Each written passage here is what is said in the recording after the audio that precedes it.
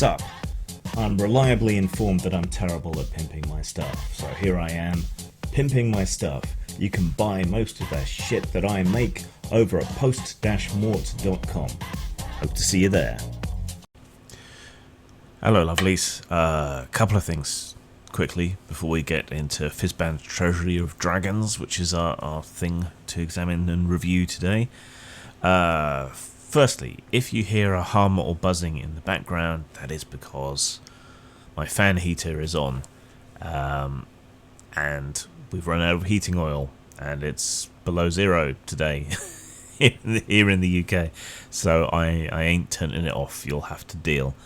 The second thing, if I sound bunged up or congested to you, as several people have observed over the last few videos, this is because my blood pressure medication dilates my blood vessels, and I already have narrowed nasal passages, so the expansion of the blood vessels basically makes me sound stuffed up, even though I don't have a cold or anything.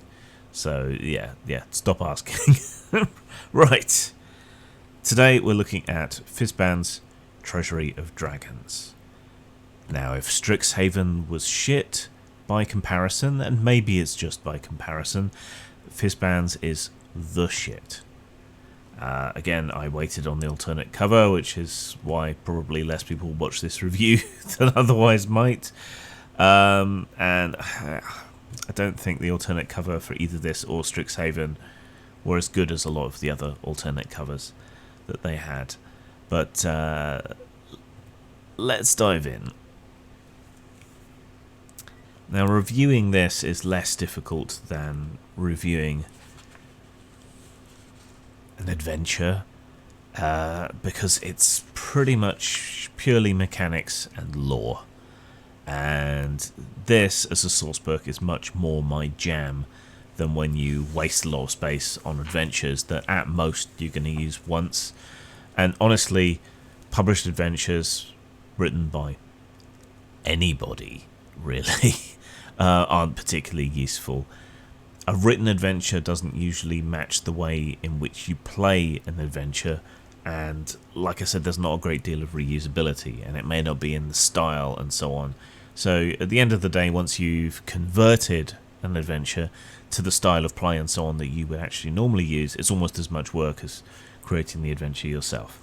There have been a few exceptions, but that's a story for another day. This is all useful content. All of it. Every page. I mean, it varies in usefulness, and some people will find some things useful and won't find other things useful, but everything here is potentially useful in pretty much any D&D campaign. There's not a lot of wasted space in here. Introduction, dragons in all the different available worlds, including Dragonlance, which is interesting. So if you want a little bit of a preview of what might be in store for Dragonlance, there's that and a few other sections in the book as well that you may find interesting or useful. They also mentioned Greyhawk, which was nice. Did they mention Dark Sun? I don't think they did. Which is a shame, because at least the one big dragon in Dark Sun is particularly important. You've got your character options. I mean, this review is basically just going to be me cataloguing what's in here and giving a score at the end, but it might be useful to you to listen through. So there are Draconic influenced races, in particular, of course, the Dragonborn. And you've got new variations on those and revised potential rules for the pre-existing ones. So you've got Chromatic Dragonborn. This book gives you your Gemstone Dragons, so you've got your Gemstone Dragonborn and your Metallic Dragonborn. So that sort of rounds out that whole thing. No additional information on Kobolds, which are supposedly dragon related, which perhaps a little bit of an oversight. Because this is a lower page count than Strixhaven, so clearly they could have put a few more bits in, but maybe they felt that was already covered elsewhere. You've got your subclass options that focus on the Draconic and the Draconic influence. which is a nice thing to have. You know, specialized rangers, monks, and so on. You know, the whole sort of thing. A handful of feats, but then feats I've found don't tend to come up that much in 5e, so it's not a huge loss not to have too many feats, I suppose. Though I did criticise Strixhaven on that. Draconic Magic, you've got a few pages of additional spells that channel sort of draconic oriented sorts of things, which was nice to see. A handful of magic items. You probably could have done with more spells and more magic items, but yeah, you've got a few, some of which again will be familiar, like the Dragon Lance.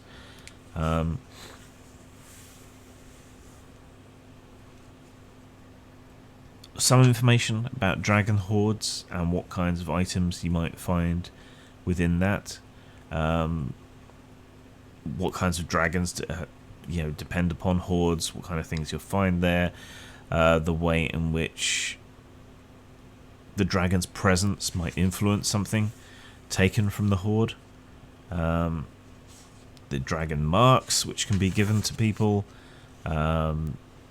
gifts, bloodlines, special draconic senses. This really puts the dragon back into the dungeons, which is, if you're into dragons, and a lot of people are, then you'll find plenty here to please you. We've got role-playing tips for dragons, kinds of people that follow and support dragons, advice for encounters with dragons, advice for adventures around dragons, and even whole campaigns around dragons. I'm not a huge fan of random tables. A lot of old school people are, and a lot of new school people seem to be, at least in terms of quirks and role-playing prompts and so on. So there's plenty here if you want it, or you can just take it as ideas. It's just put into tables as a matter of convenience, I suppose. Tips on how to name dragons, including a random table. So let's see, we have, oh no, need d20s, my mistake.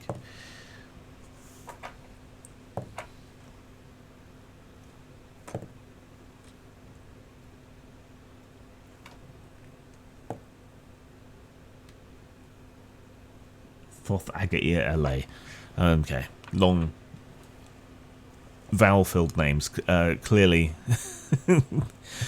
they're all Welsh. Even though Welsh lacks vowels, they have a lot of vowel sounds. Anyway, some more details and lore about dragons. It doesn't ever really rise to the level of the old Dragon magazine ecology of articles, but in the context of 5e, you've got a nice amount of lore here and the different growth stages that dragons go through and the changes that they go through, how they reproduce, and you've got a variety of options there.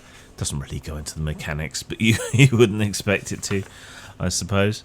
Some about how dragons occasionally polymorph into other creatures and get it on. So that's interesting. Death throes of dragons. Apparently, they now die in individual ways, much like vampires in the Lost Boys. I'd like to see a dragon go by death by stereo, but there you go. The relationship between dragons and gods is covered, which is nice. One thing that was conspicuous by its absence, actually, was the Dracoleech, but I guess you don't need to go into that a huge amount. But yeah, dragons as big, powerful creatures, tend to attract cults and followers and so on. It was a little disappointing that they didn't delve into real-world mythology around dragons a little bit through here, because, for example, in Christian mythology, dragons were considered to be embodiments of sin. So the idea of, I don't know, a lust dragon, a wrath dragon, a greed dragon, those sorts of things, that appeals to me, and I've approached that several times in my own encounters and work. Plus there's all the British legends like the Lambton Worm, the Burly Dragon, all of those kind of things, and then there's Chinese and Japanese dragons, which didn't feel particularly gone into here either. perhaps for fear of being accused of cultural appropriation or something. But some material on real-world dragons, just like you have real-world pantheons of old gods in the DM's guide and so on. Yeah, it might have been quite welcome. But encounters with dragons, so that you can mix them up a bit, make them a bit more interesting. Yeah, I think if you approach dragon encounters the way you would a climactic boss battle in a video game, where the environment really plays a role and maybe there are stages of battle, I think that would be a good way to go about it. This doesn't go quite that far, but there is plenty of material and suggestion on ways to spice it up and make it a bit different, rather than just having a dragon sleeping on his horde when you encounter him, or swooping on you as you're taking a caravan from one place to the other. Whole dragon campaigns, there's ideas and concepts around that. The Draconic gods, how to incorporate dragons into the mythology of your game world. Good information on layers and hordes. There's plenty here that's good for that. This really is what I would like to see Wizards do for a lot of their other creatures. Not necessarily to this extent. Dragons are obviously super important, but something like the old Mongoose Slayers guides or something, to have lore and ideas of how to make monsters of certain kinds more involving and individuated. Of course, I don't necessarily trust Wizards to approach something like goblinoids with the same care and attention, and I would worry that they would revise them to make them less monstrous, less horrible. But with dragons, we seem to be on fairly safe ground. Now, the Draconomicon fills you in on all kinds of different dragons. You've got random tables should you need them, examples of layers, and that goes for all your different types of dragons, pretty much. Example layers, ways to individuate and characterize the dragons of the different kinds, right from wormlings through to ancient dragons. You've got to wonder, though, I guess, how the ecology would support dragons. Well, some of them can cast magic, so I guess they could sustain themselves by casting spells for food. But there's something called the Rule of 10, which is a rough guide to how much biomass you have to support things. So a dragon would need 10 times its own body mass in food animals readily available in the area around it, and then they would require 10 times as much vegetation or other animals to graze on, and so on. So that gives you an idea of how rare dragons would have to be and how much of a range they would have to have. But I guess magic ain't got to explain shit. Dragon turtles are in here, which is good news for my campaign. Good old Michelle, the dragon turtle. Maybe I'll revisit her and figure some stuff out about her. So yeah, layers and characterization and connections and kinds of things that might in particular be in a different kind of dragon's horde. You can go through all of that. I mean, it's repetitive, but it's not, because it's covering each kind of dragon, giving you a typical dragon layer that maybe you can use for an adventure, and all the characterizations and so on. So yeah, useful stuff. It's all useful.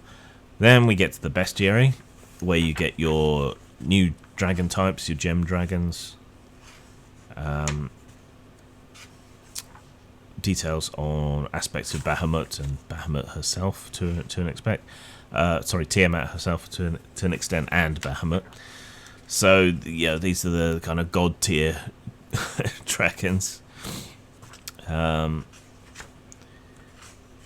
Deep dragons, which are so deep underground ones. I like the design of that one in particular. Of all the dragons, I think that stood out to me the most.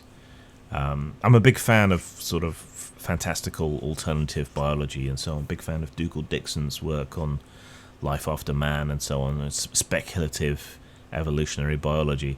It's all very interesting to me. Get some weird types of dragons like the Dracahydra. Again, if you're into Dragonlance, you'll be happy to see the Draconians here. It's nice that they have their own sort of thing, their own approach, their own stat blocks and so on, and they didn't just sub in Dragonkin for them. But it's a shame they didn't offer them up as a potential player character interpretation as an alternative to Dragonkin. But yeah, what you going to do? But yeah, anyone who knows Dragonlance and Kryn is going to be happy about those. Draconic Shards, Dragonbone Golems. I thought that was a Dracoleech and was disappointed. An Ooze made up of Dragon Blood. So Dragonborn, not Dragonkin. I always get that wrong. I don't know why. Dragon Abominations. These are quite interesting, and I felt they could have gone into more detail than that. People who revere and worship dragons to the point of grafting dragon parts onto their own bodies and so on. That's interesting and could make for some quite characterful dragon cults that more prey on dragons perhaps rather than necessarily worshipping them. Got a section on people who follow dragons, which is nice and interesting. More information on dragon turtles, things and people that go after dragon eggs. So dragon might protect you, might hire you to protect their eggs rather. The Elder Brain Dragon was a delightful monstrosity which I'd like to see in a game.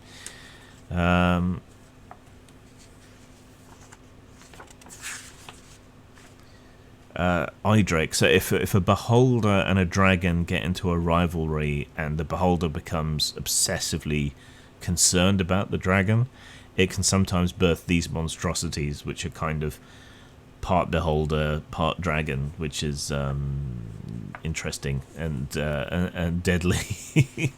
Because that's the way beholders reproduce, of course, is through their dreams and nightmares and obsessions.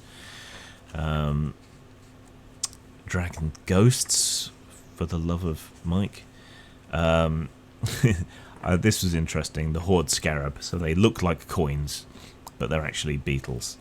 I wrote a thing for Monster Manual 3, 4, or 5. I can't remember. Under, is it 4th edition? 3rd edition? One of them. I wrote up these things called gem scarabs that would eat gold and gemstones and coat it down on their shells. So I don't know whether that was an inspiration or whether this is an older thing, but it was nice to see that similar sort of idea brought forth. Is there much else to say? You got all your dragons. You've got dragon attendants, dragon cultists, creatures that prey on dragons, sea serpents. That was nice because that's something that can be a bit neglected. That you have similar creatures that you can reskin, but it was nice to have an actual sea serpent listed there. And that's it. So basically the review has just been taking you through the content, I guess. And this is packed with content. It is extremely useful. It is everything that Strixhaven wasn't in terms of usefulness and so on. It caps out at about 160 pages. It's a nice thing. It's a useful thing. Style score out of 5. I waited on the alternate cover. It is a better cover than the normal cover, but it is not as good as some of the other alternate covers that they've done. The layout and art is mostly your sort of typical 5th edition D&D fare.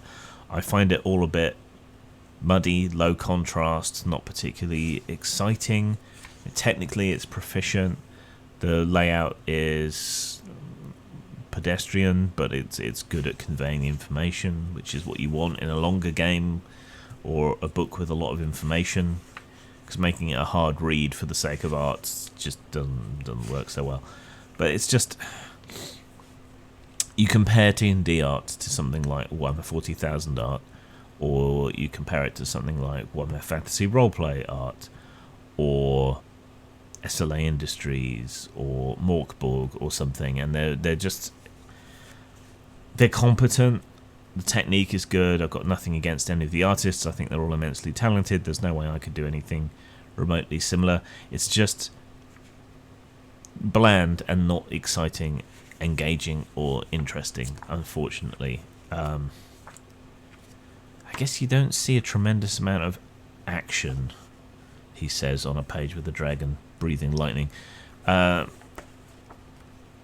And that differentiates 5e from something like Pathfinder, where you feel much more involved in the art that is there. It's much more dynamic.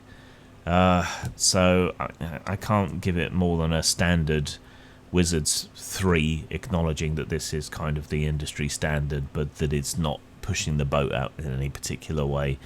And it suffers from all the usual problems of Wizards of the Coast design and layout and art. So I can only give it a 3 out of 5 for style. In terms of substance, brilliant.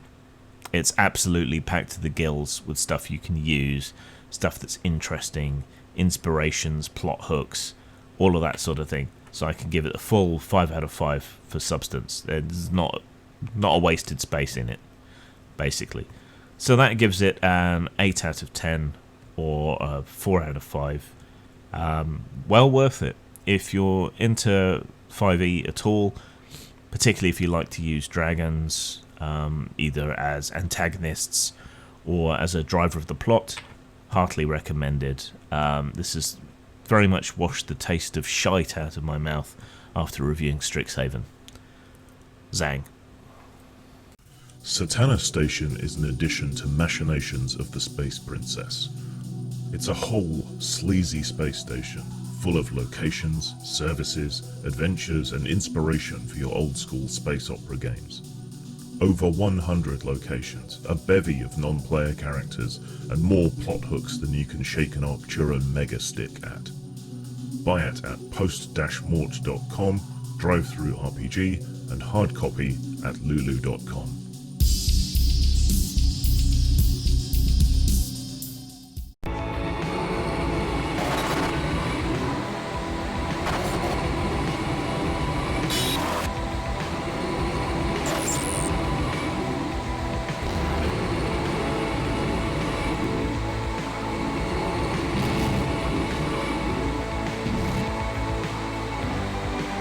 Get used to disappointment.